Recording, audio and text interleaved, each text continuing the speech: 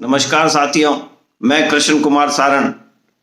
आज प्रधानमंत्री जी ने किसानों के लंबे संघर्ष के बाद शायद वोटों के दबाव में या जन विरोध के दबाव में, जिसके तहत पंजाब, हरियाणा, राजस्थान, उत्तर प्रदेश, हिमाचल प्रदेश और पूर्वी और दक्षिणी राज्यों के अनेक राज्यों में, बिहार में, सब जगह किसानों का भारी विरोध और जनता के इनकी सभा में आकर के विरोध करने के दबाव में तीनों काले कृषि कानून वापस लेने का ऐलान तो कर दिया, लेकिन साथ में यह भी कह दिया कि चंद किसान इससे नाराज थे, मुट्ठी भर किसान, और ज्यादातर किसानों ने इसका समर्थन किया था।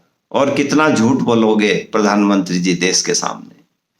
और इसके अलावा अन्य सरकारों की तरह एमएसपी के कानून लाने के लिए फिर एक समिति के गठन का ऐलान कर दिया, जिसमें केंद्र सरकार के प्रतिनिधि यानी वही किसान विरोधी, राज्य सरकारों के प्रतिनिधि यानी उनकी फाइलें दबा करके उनको चुप रहने का इशारा, किसानों के प्रतिनिधि, कौन से किसानों के प्रतिनिधि, उसका कोई ऐलान नहीं है। जैसे सुप्रीम कोर्ट में कमेटी बनाई थी इस कानून को लाने के लिए, जिन्होंने बनाई उन्हीं को किसानों का प्रतिनिधि बता करके कमेटी में भेज दिया, उस तरह के प्रतिनिधि या कुछ और, ये कह करके और फेस सेविंग का काम करने का प्रयास किया है, ताकि आने वाले 5 राज्यों के विधानसभा चुनाव में वोट मांगने की हिम्मत जुटा सके और लोकसभा में देश को तेज प्रचार, मीडिया पे कब्जा, इसके मार्फत वापस गुमराह करके,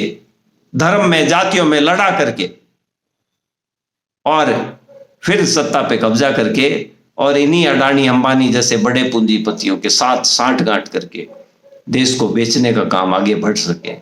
क्या इसी दबाव में ये सारे फैसले हुए या इसके पीछे कोई और कारण है? प्रधानमंत्री जी, अगर किसान के हक की जो भाषा आप बोल रहे थे आज, अगर आपका मन साफ होता तो आप ये कहते, जिस तरह से हम 3 कानून कृषि के लिए लाए, जिनको आप सुधार का कानून कहते हैं, बर्बाद करने का वो कानून था, उसकी जगह 3 कृषि के सुधार के कानून जनहित में हम ला रहे हैं, देश हित में हम ला रहे हैं। और स्वामीनाथन जी आयोग की सिफारिश के अनुरूप C2 प्लस 50% का समर्थन मूल्य किसानों को देने का ऐलान करने का कानून बनाने की बात करते, तो शायद किसान वर्ग इस देश का आपका स्वागत करता, पलक पावड़े आपके लिए बिछाता।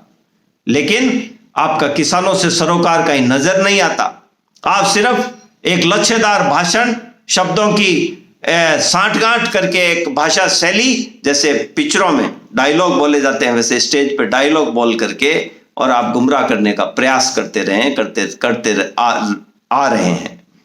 ये न्याय नहीं है। देश जान चुकी है कि आप किस भाषा शैली में देश को गुमराह करने का काम कर रहे हैं।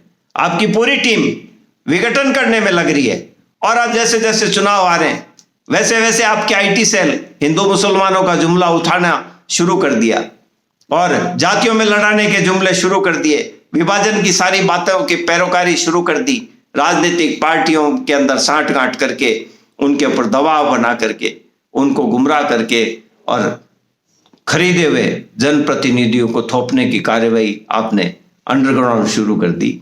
किसान समझने लगा है माननीय केंद्र सरकार, माननीय प्रधानमंत्री जी, और चुनाव में किसान इसका जवाब देगा। हमें एमएसपी का कानून चाहिए और किसान को, इस देश को जिंदा करने के लिए एमएसपी का कानून चाहिए। हमें वो नहीं चाहिए किसान की 2 ट्रॉली सब्जी की ज्यादा आ गई तो भाव 10 रुपए किलो से 2 रुपए किलो, 1 रुपए किलो आ जाए और बाजार में वही कंज्यूमर को 30 रुपए किलो मिले। ये हमें नहीं चाहिए। हम चाहते हैं किसान को भी उचित मूल्य मिले और कंज्यूमर को भी उचित मूल्य पर किसान द्वारा पैदा की गई वस्तुएं मिले। हम ये चाहते हैं।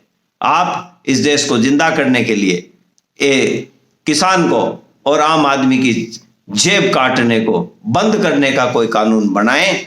देश को लूटने का और लुटवाने के जो कानून आपने बनाए उससे देश को गुमराह करने का प्रयास बंद करें। धन्यवाद।